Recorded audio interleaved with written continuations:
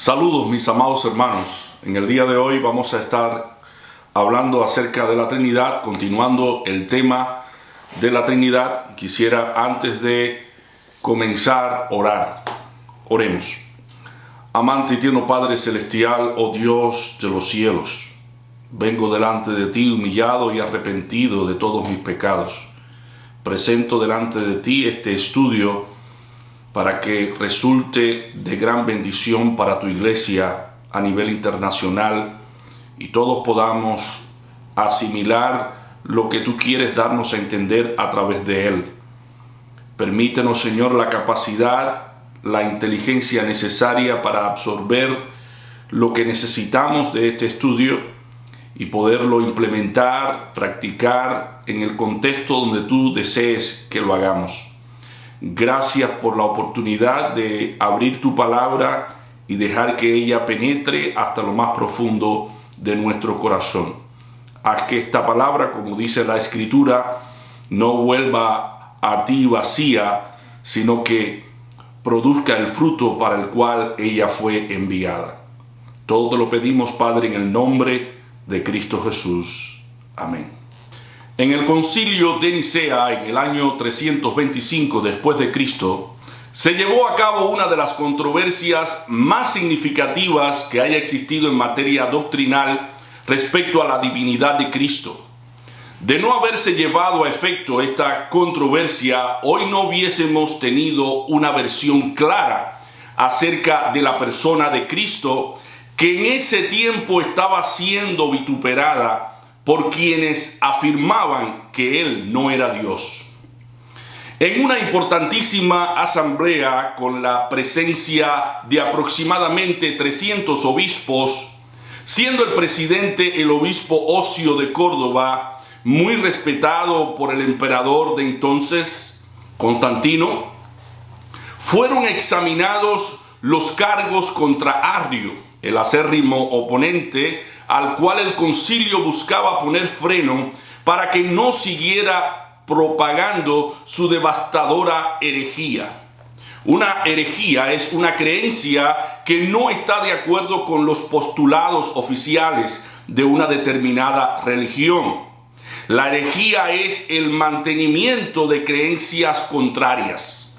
Arrio, el personaje contradictor, era un presbítero de Alejandría, alto de estatura, según se dice, hermoso, ascético, ardientemente religioso, un predicador elocuente que usaba sus dotes personales para llenar la mente de las personas con su herejía acerca de la no divinidad de Cristo. Se dice que una mentira dicha muchas veces como verdad puede llegarse a convertir para el que la oye en una verdad, sobre todo cuando ella se entremezcla con medias verdades. Hoy nuestra historia no dista mucho de la misma realidad, cuando se cambian términos para hacer valer una doctrina o una ley que agravia y destruye la dignidad humana. Y con ello se arrastra a muchas personas hacia la corrupción y la perdición. A esto llama la Biblia agravio en forma de ley. En nuestro tiempo hay predicadores que con una buena elocuencia y una oratoria magnífica mancillan la verdad del Evangelio, no llamando a los hombres al arrepentimiento y a la fe verdadera en Cristo Jesús, trayendo sobre ellos y sobre los que le escuchan juicio y condenación aguardados para el día de la ira del Dios nuestro. Pero en la historia Dios ha usado instrumentos para defender la verdad y ponerla al alcance de todos.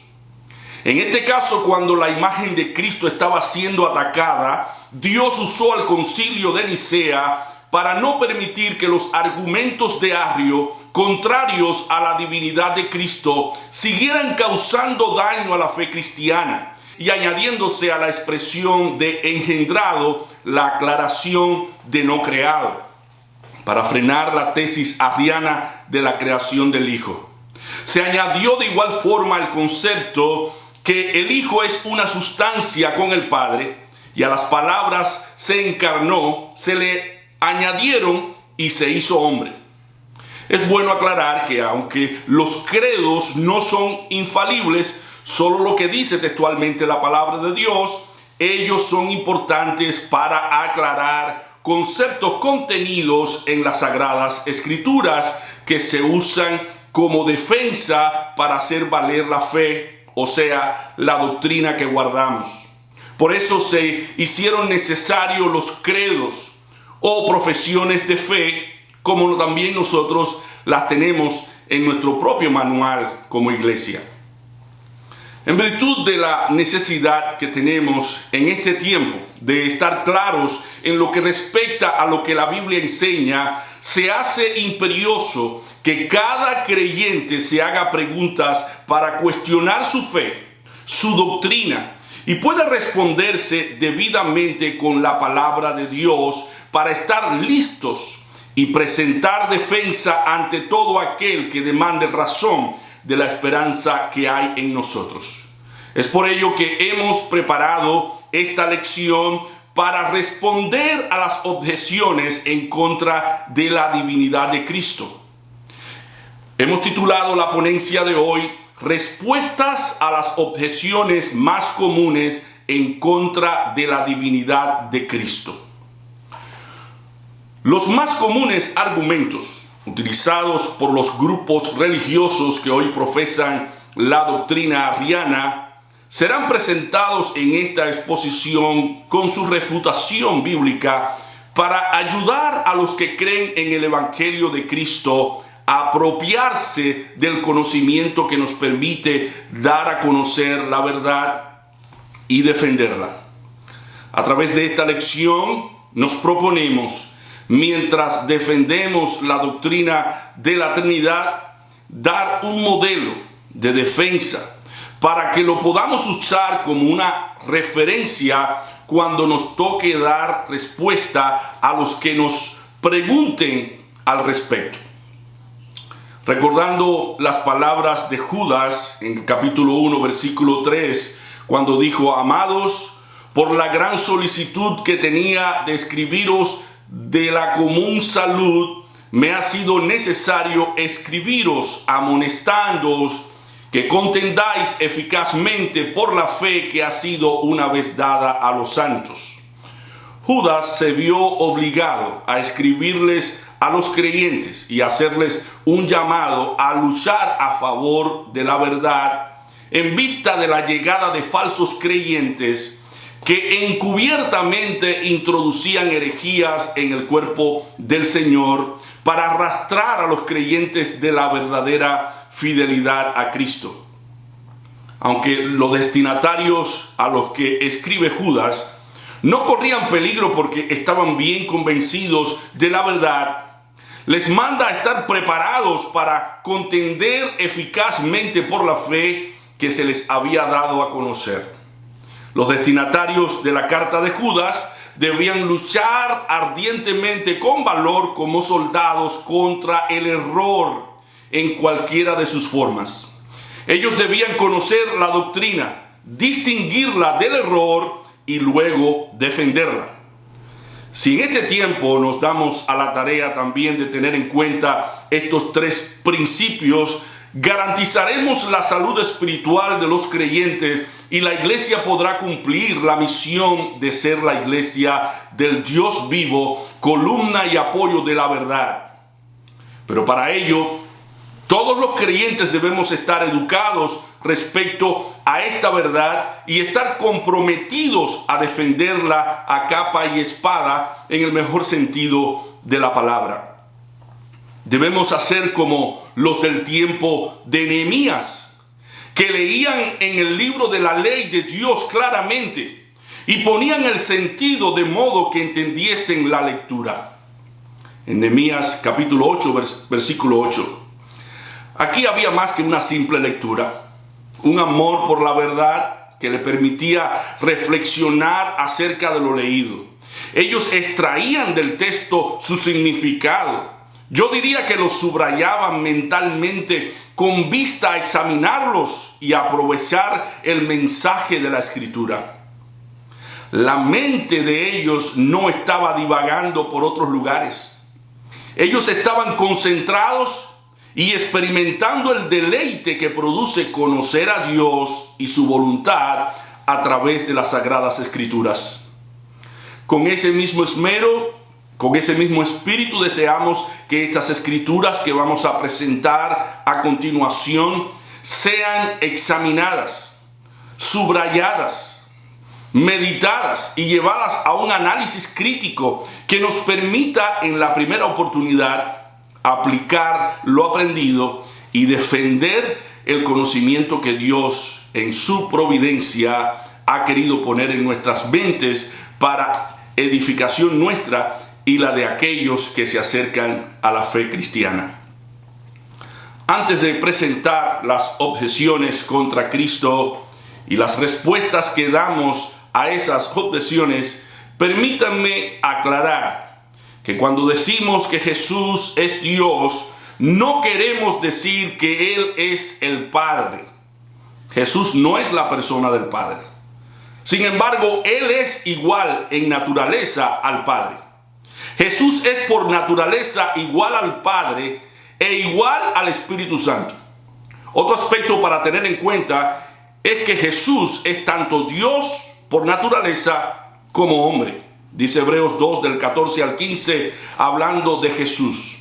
Así que por cuanto los hijos participaron de carne y sangre, Él, Cristo, también participó de lo mismo para destruir por la muerte al que tenía el imperio de la muerte, es a saber, al diablo, y librar a los que por temor de la muerte estaban por toda la vida sujetos a servidumbre.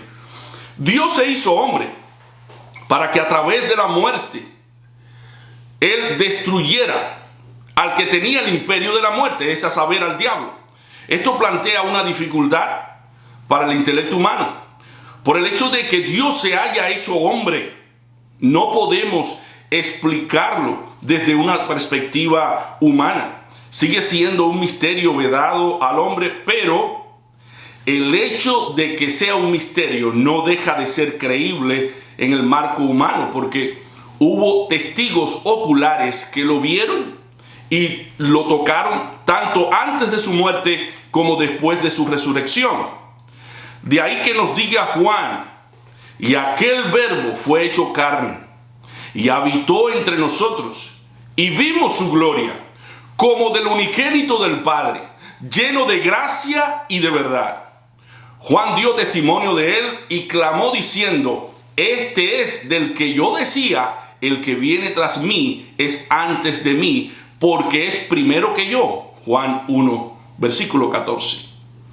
Cristo no es una leyenda, un personaje creado para persuadir a los hombres para que crean en Dios. No, Él es Dios mismo. Veamos entonces las respuestas que tenemos a las objeciones más comunes en contra de Cristo. Primera objeción. Jesús se presenta en la Escritura como un ser creado. Apocalipsis 3, 14. Colosenses 1, versículo 15. Si Él fue creado, Él no puede ser Dios porque Dios es eterno. Esa es la objeción. La respuesta es, sí, las Escrituras dicen que Cristo es el principio de la creación de Dios. Esto aparece en Apocalipsis 3, 14. Pero la palabra traducida como principio es arche en griego, que significa origen, además de principio. Por el hecho de que origen y fuente son sinónimos, se puede comprender por qué este texto se traduce como la fuente de la creación de Dios. Cristo no es el origen de una creación. Él no fue creado. Él es la fuente de la creación. Quiere decir que Cristo es el creador que dio origen a todo lo creado, no la primera creación. Una de las formas para demostrar una verdad bíblica es buscar los textos paralelos que hablan del mismo tema. Note lo que dice el texto paralelo en Colosenses capítulo 1, versículo 16. Porque por Él fueron criadas todas las cosas que están en los cielos y que están en la tierra, visibles e invisibles, sean tronos, sean dominios, sean principados, sean potestades, todo fue criado por Él y para Él. Entonces, si Jesús es el creador de todo, ¿cómo podría ser Él parte de su propia creación? Aquí se cae por completo la objeción planteada en contra de la divinidad de Cristo. Revisemos ahora Colosenses capítulo 1, versículo 15, el cual es la imagen del Dios invisible, el primogénito de toda criatura. Los que objetan la divinidad de Cristo encuentran en el texto el argumento de que Cristo fue primeramente creado, porque Él es el primogénito de toda criatura. Los oponentes pierden de vista que la palabra primogénito, aparte de significar el primero entre nacidos, también significa preeminente. Lo que el texto está diciendo es que Cristo es el preeminente en toda su creación. Es decir, Él está sobre todo lo creado. Y por eso se le debe dar a Él gloria y honor. Todo fue creado por Él y para Él. Él existía antes que todas las cosas y todas las cosas subsisten por Él. Este es el sentido del contexto del pasaje. Note lo que dice Colosenses capítulo 1, versículo 18. Y Él es la cabeza del cuerpo que es la iglesia. Él es el principio, el primogénito de los muertos, para que en todo tenga el primado. Ninguna criatura está por encima de Él. Toda rodilla se doblará ante Él y toda lengua confesará que Él es Dios. Esto nos lleva de la mano a debatir o a rebatir la segunda objeción. Segunda objeción. En la Biblia, Jesús nunca es llamado Dios el Hijo, sino el Hijo de Dios. Por lo tanto, Él no puede ser Dios. Respuesta a la segunda objeción. Esta objeción plantea un argumento literal basado en cómo dice el texto. Es verdad que no existe en la Biblia el término Dios el Hijo, sino el Hijo de Dios. Sin embargo, podemos saber que cuando los judíos escucharon a Cristo decir, yo y el Padre una cosa somos, en Juan 10:30, eso era lo que Cristo estaba infiriendo. Yo soy Dios el Hijo. Yo soy en naturaleza igual a mi Padre. Yo y el Padre somos una misma cosa. Si revisamos en el capítulo 5 de Juan, desde los versículos 21 al 23, Cristo dice que todo lo que hace su Padre, Él lo hace también en igualdad de condición, y que así como todos deben honrar al Padre, deben honrarlo a Él. Porque como el Padre levanta a los muertos y les da vida, así también el Hijo a los que quiere da vida. Esta es una expresión de igualdad. Porque el Padre a nadie juzga, mas todo el juicio dio al Hijo, para que todos honren al Hijo como honran al Padre. El que no honra al Hijo no honra al Padre que le envió. Mis amados, los judíos entendieron que Cristo, con todos estos argumentos, se estaba igualando al Padre. Y por esa razón fue que tomaron piedras para apedrearle y le llevaron a la cruz. Lo acusaron de blasfemo por decir que era el Hijo de Dios. Para los judíos, el término Hijo de Dios no tenía otro significado que Dios el Hijo. Esto equivalía a decir que Él era Dios. Todos los versículos relacionados con la deidad de Cristo nos llevará a la conclusión de que Jesús es tanto Dios como hombre. Este concepto que Cristo es 100% Dios y 100% hombre causa escándalo en la mente humana. Pero esto es lo que las Escrituras plantean. De hecho, Pablo lo presenta como un misterio en 1 Timoteo 3:16. Y sin contradicción dice Pablo, grande es el misterio de la piedad. Dios ha sido manifestado en carne, ha sido justificado con el Espíritu, ha sido visto de los ángeles, ha sido predicado a los gentiles, ha sido creído en el mundo, ha sido recibido en gloria. Estas son las credenciales que Pablo quiere presentar de Cristo. Si no entendemos que Cristo es Dios, hombre, nos podemos confundir con la siguiente objeción que plantean los que se oponen. Si Jesús es Dios, ¿a quién le estaba orando él en el jardín? ¿A sí mismo? La respuesta contra esta objeción es la siguiente. Como dijimos al principio, creemos que Jesús y el Padre no son la misma persona. Son dos personas distintas que componen a un solo Dios verdadero y comparten una misma naturaleza. El Padre es Dios, el Hijo es Dios y el Espíritu Santo es Dios. No creemos que Jesús es el Padre, porque Él oró al Padre. Él le oró al Padre en Juan 17. Este pasaje no significa que Jesús estuviese orándose a sí mismo. Las Sagradas Escrituras enseñan que Cristo es Dios, como lo es el Padre y el Espíritu Santo. No son tres dioses, sino un solo Dios verdadero por naturaleza. Primera de Juan 5:20. Dice así: empero sabemos que el Hijo de Dios es venido y nos ha dado entendimiento para conocer al que es verdadero. Y estamos en el verdadero, en su Hijo Jesucristo. Este es el verdadero Dios y la vida eterna. Como pueden ver, la fórmula del trino Dios no son tres dioses en uno, sino tres personas en un solo Dios. De lo contrario, el texto anterior no hubiese dicho: estamos en el verdadero, en su Hijo Jesucristo, este es el verdadero Dios y la vida eterna. Así que Dios es la naturaleza del Padre, del Hijo y del Espíritu Santo. Note la cuarta objeción, un poco más capciosa que la anterior. Cuarta objeción: Jesús no puede ser Dios porque Él dijo que el Padre era su Dios en Juan capítulo 20, 17.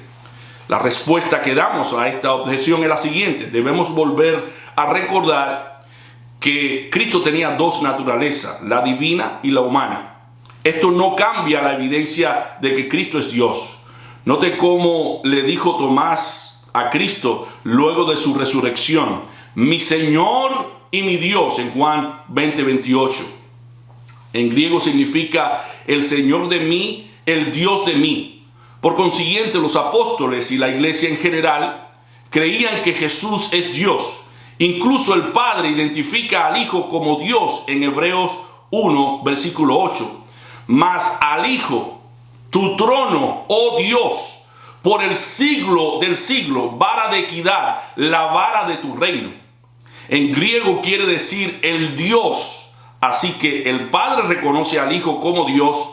Y no solo eso, sino que manda a que todos los ángeles lo adoren en Hebreos capítulo 1, versículo 6. Y otra vez, cuando introduce al primogénito en la tierra, dice: y adórenle todos los ángeles de Dios. Por otro lado, ¿por qué Jesús recibió adoración de sus discípulos en Mateo 28, versículo 19? Porque Jesús es Dios. Y solo Dios puede ser adorado.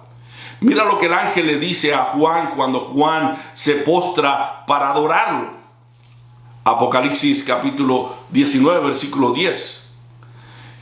Y yo me eché a sus pies para adorarle. Y él me dijo: mira que no lo hagas. Yo soy siervo contigo y con tus hermanos que tienen el testimonio de Jesús. Adora a Dios, porque el testimonio de Jesús es el testimonio de la profecía.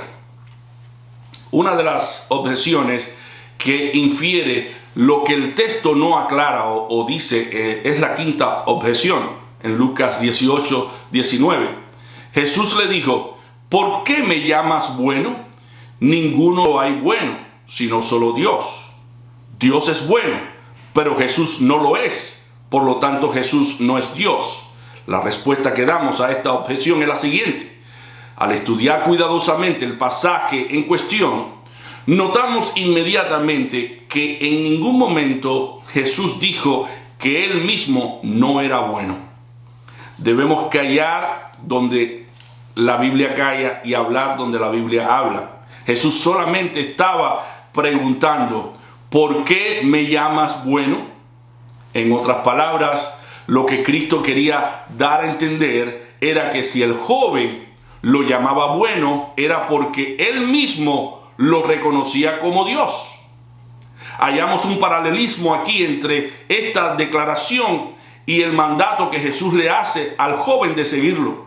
Si el joven rico en verdad hubiese reconocido a Cristo como Dios, le hubiese obedecido. Mas el joven rechazó el mandato de seguirle porque tenía muchas posesiones. Su Dios no era Jesús, sino las riquezas. Por eso termina Cristo acentuando cuán difícilmente entrará un rico en el reino de los cielos. Pueden fijarse también sobre el paralelismo que usa Jesús entre el Salmo 23 y Juan 10, versículo 11, al decir que él mismo era el buen pastor. El Salmo 23 declara que el Padre es el pastor, y aquí Cristo está afirmando que Él es ese buen pastor del cual habla el Salmo 23. Tenemos como elemento dos escrituras que hablan que Cristo no tenía pecado y que era inocente, santo, limpio y apartado de todos los pecadores. En Hebreos capítulo 4, versículo 15 dice: porque no tenemos un pontífice que no se pueda compadecer de nuestras flaquezas, mas tentado en todo según nuestra semejanza, pero sin pecado. Y también Hebreos 7, versículo 26, porque tal pontífice nos convenía santo, inocente, limpio, apartado de los pecadores y hecho más sublime de los cielos. Estas escrituras demuestran que la atribución de bueno a Jesús era correcta. Cristo era perfecto y bueno. Veamos entonces la sexta y última objeción. En Marcos 13, versículo 32. Pero de aquel día y de la hora nadie sabe, ni aun los ángeles que están en el cielo, ni el Hijo, sino el Padre. Si Jesús fuera Dios, entonces tendría ese conocimiento. La respuesta a esta objeción es la siguiente: teniendo en cuenta que Cristo tenía dos naturalezas, la divina y la humana, debemos tener presente que el Señor Jesús habló esas palabras mientras se encontraba limitado por su humanidad y confiando plenamente en el Padre. El mismo concepto es aplicado cuando Cristo dijo que el Padre era mayor que Él en su estado de humanidad. En Filipenses 2, del 6 al 8, dice Pablo que Cristo, siendo en forma de Dios, no tuvo por usurpación ser igual a Dios. Sin embargo, se anonadó a sí mismo, tomando forma de siervo, hecho semejante a los hombres, y hallado en la condición como hombre, se humilló a sí mismo, hecho obediente hasta la muerte y muerte de cruz. Esto es conocido en la teología como la kenosis de Cristo, que significa vaciamiento. El Dios eterno tomó forma humana y en esa condición respondía como hombre, pero también como Dios. Así que no es cuestionable la manera de Cristo responder basado en sus dos naturalezas. Además, el Padre le dijo lo que él podía decir o no en su condición humana. Juan 15, versículo 49. Porque yo no he hablado de mí mismo, mas el Padre que me envió, Él me dio mandamiento de lo que he de decir y de lo que he de hablar. Sin embargo, después de su resurrección, se le podía orar a Jesús como Dios omnisciente, cumpliéndose lo que Él mismo prometió en Juan 14, versículo 14. Si algo pidiereis en mi nombre, yo lo haré. Un ejemplo de esto lo tenemos en Hechos 7, versículo 59. Cuando Esteban le oraba a Jesús y apedrearon a Esteban invocando él y diciendo: Señor Jesús, recibe mi espíritu. Luego de la resurrección de Cristo y su ascensión, los discípulos empezaron a predicar y a enseñar el evangelio, y un tal Saulo de Tarso empezó a asolar la iglesia y a tomar cartas de los príncipes para prender a todos los que invocaban el nombre de Jesús. Y en Hechos 9, versículo 21, vemos cómo ese perseguidor de los cristianos se convierte al mismo evangelio que perseguía, y al predicar el evangelio la gente se quedaba atónita y decían: ¿no es este el que asolaba en Jerusalén a los que invocaban este nombre? Y a eso vino acá, para llevarlos presos a los príncipes de los sacerdotes. Pablo también habla de que los santos invocan el nombre de nuestro Señor Jesucristo. En 1 Corintios capítulo 1, versículo 2. A la iglesia de Dios que está en Corinto: santificados en Cristo Jesús, llamados santos, y a todos los que invocan el nombre de nuestro Señor Jesucristo en cualquier lugar, Señor de ellos y nuestro. A Cristo también se le pide como Dios después de su resurrección. La naturaleza de Cristo se ha querido en este tiempo rebajar entre los hombres a la figura de un semidios o de un ser creado.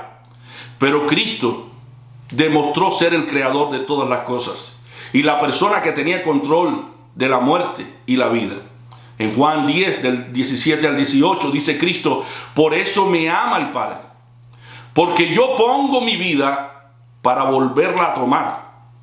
Nadie me la quita, mas yo la pongo de mí mismo. Tengo poder para ponerla y tengo poder para volverla a tomar. Este mandamiento recibí de mi Padre. Y en Mateo 26, del 53 al 54, está demostrando las facultades que Él tiene como Dios para defenderse de sus enemigos. Sin embargo, Él decide cumplir con las profecías para que éstas se cumplieran. Era necesario que Él llevara como cordero al matadero los pecados tuyos y míos para redimirnos en su sangre. En Mateo 26, del 53 en adelante, Cristo le dice a uno de los discípulos que tomó la espada y le cortó la oreja a uno de los soldados para defenderlo: ¿acaso piensas que no puedo ahora orar a mi Padre, y Él me daría más de 12 legiones de ángeles? ¿Cómo pues se cumplirían las escrituras, que así conviene que sea hecho? Las escrituras habían prometido a un redentor que vendría a salvarnos. Ese redentor vino en la persona de Jesús como un Mesías sufriente, como dice Isaías 53, versículo 3, sería despreciado y desechado entre los hombres, varón de dolores, experimentado en quebranto, y como que escondimos de él el rostro, fue menospreciado y no lo estimamos. Cristo pasó por inadvertido para muchas personas, incluyendo muchos judíos devotos que no pudieron ver en él a Dios, al Dios encarnado que vino a darnos su propia justicia para que fuéramos justificados y aceptados por Dios. Dios no encontró una justicia mayor que la suya propia para justificarnos y salvarnos. Jesús aseveró ser ese Dios encarnado y demostró con sus palabras y acciones que era Dios. Él tuvo control de la naturaleza, aquietando a un mar embravecido, sanando a los paralíticos y leprosos, dando vista a los ciegos, multiplicando los alimentos para que muchos comieran, resucitando a los muertos y anunciando el tipo de muerte que iba a sufrir, el tiempo que iba a estar en una tumba, y su resurrección y ascensión al Padre. Como plantea Josh McDowell, solamente hay dos alternativas después de Jesús aseverar que es Dios. ¿Sus aseveraciones eran falsas o sus aseveraciones eran verdaderas? Si admitimos que sus aseveraciones eran falsas, nos quedan dos alternativas. Jesús sabía que sus aseveraciones eran falsas. En tal caso representó una comedia engañosa. fue un mentiroso, fue un hipócrita, fue un demonio y fue un necio porque murió por ello. En segundo caso, que admitiéramos que Jesús no sabía que sus aseveraciones eran falsas, eso lo llevó a estar sinceramente engañado. Era por lo tanto un lunático. Pero si sus aseveraciones en verdad eran ciertas como lo creemos, sin lugar a dudas, entonces eso nos lleva a la conclusión de que Jesús es el Señor y nos queda por consiguiente dos alternativas: aceptarle o rechazarle. Nosotros le hemos aceptado como Señor y creemos que Él es el Cristo, el cual vendrá por segunda vez a buscar a los suyos. Y todo aquel que crea en Él se irá con Él y será salvo. Debemos hacernos cada día pensar las aseveraciones de Cristo como Dios, ese Dios que vino en persona a salvarnos. En Marcos 14, del 61 al 64, Cristo testifica que es el Cristo. Mas él callaba y nada respondía. El sumo sacerdote le volvió a preguntar y le dice: ¿eres tú el Cristo, el Hijo del bendito? Y Jesús le dijo: yo soy. Y veréis al Hijo del Hombre sentado a la diestra de la potencia de Dios y viniendo en las nubes del cielo. Entonces el sumo sacerdote, rasgando sus vestidos, dijo: ¿qué más tenemos necesidad de testigos? ¿Oído habéis la blasfemia? ¿Qué os parece? Y ellos todos le condenaron a ser culpado de muerte. De esta manera Cristo fue condenado a muerte porque aseveró ser Dios. La aparente debilidad de Cristo como Mesías, dejándose matar, no es una señal de debilidad, sino de fortaleza. Nadie ha podido tener la ecuanimidad y la mansedumbre que Él tuvo para soportar y guardar silencio ante sus verdugos, triunfando sobre ellos y sobre todo principado en la cruz. En cierta ocasión le preguntaron a la barra de acero si era la más fuerte de todo el mundo y dijo: no, el más fuerte es el fuego, porque él me derrite. Le preguntaron al fuego si era el más fuerte de todo el mundo y dijo: no, el agua, porque a mí me apaga. Entonces fueron y le preguntaron al agua: agua, ¿tú eres la más fuerte del mundo? Y dijo: no, el sol, porque me toca y me evapora. Entonces fueron con el sol y le dijeron: sol, ¿tú eres el más fuerte del mundo? El sol le respondió: no, la más fuerte del mundo es la nube, porque cuando se pone frente a mí, apaga mi calor. Fueron con la nube y le preguntaron: nube, ¿tú eres la más fuerte del mundo? No, la más fuerte es la montaña, porque cuando me he enfrentado a ella, me parte en dos.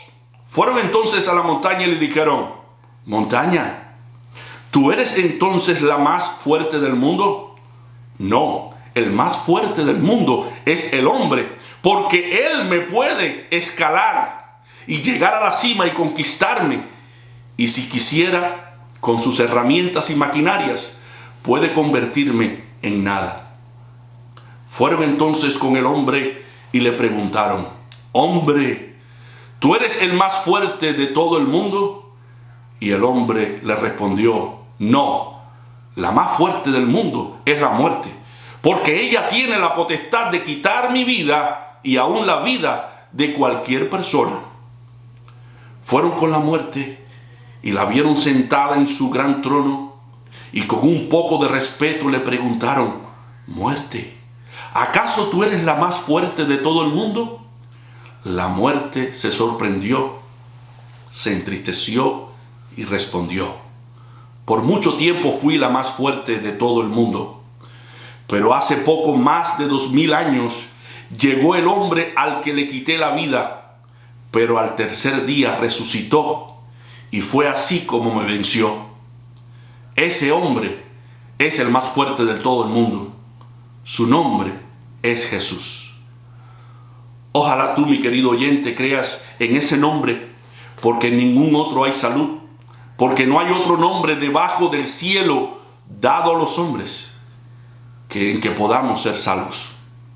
Ven a Él, porque Él es la única persona que ha dicho: de cierto os digo, el que cree en mí tiene vida eterna.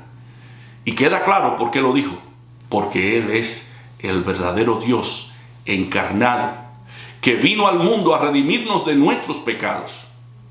Como dice C.S. Lewis, hablando de Cristo: usted puede encerrarle por loco, puede escupirle y darle muerte, o puede postrarse a sus pies y llamarle Señor y Dios. Pero no nos presentemos con la necedad de una arrogante condescendencia acerca de que Él es un gran maestro humano. Él no nos ha dejado abierta a esa posibilidad. Ni siquiera lo intentó. Cristo dijo que era Dios mismo, y lo demostró. Por tanto, Cristo es Dios.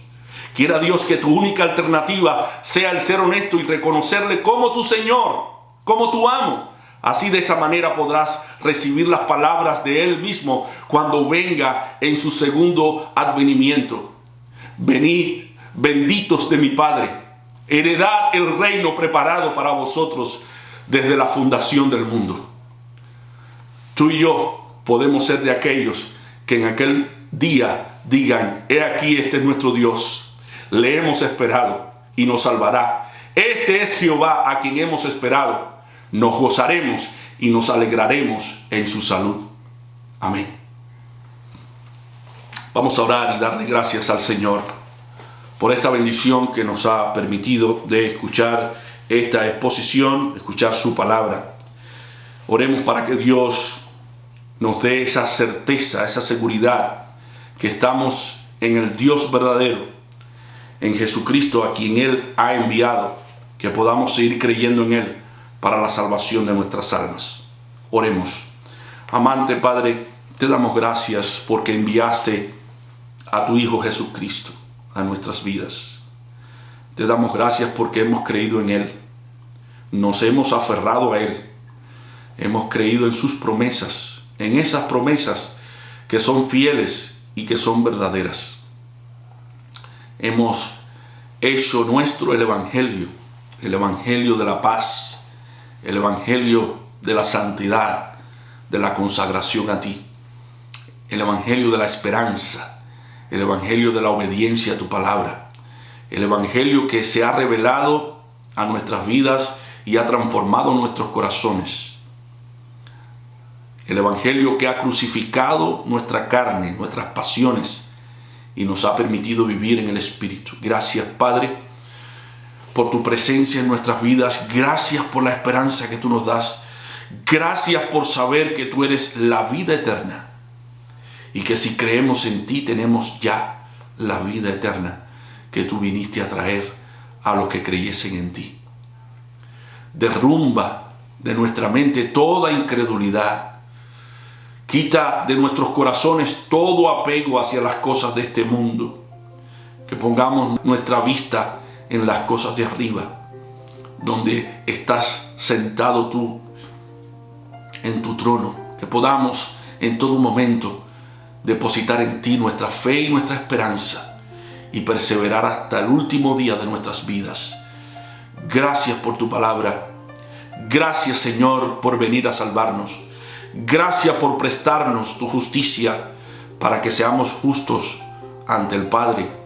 Seamos hechos justos por la gracia y la misericordia tuya, y que esa justicia se haya revelado de tal manera en nuestras vidas que nos haya moldeado a tu imagen y haya puesto en nosotros tanto el querer como el hacer, como tu divina voluntad, para que en todo momento te agrademos a ti, Señor, y busquemos las cosas que son eternas y no cambiemos las cosas eternas por cosas pasajeras. Gracias por tu palabra. Gracias por este tiempo. A ti la honra, a ti la gloria. En el nombre de Cristo Jesús oramos. Amén.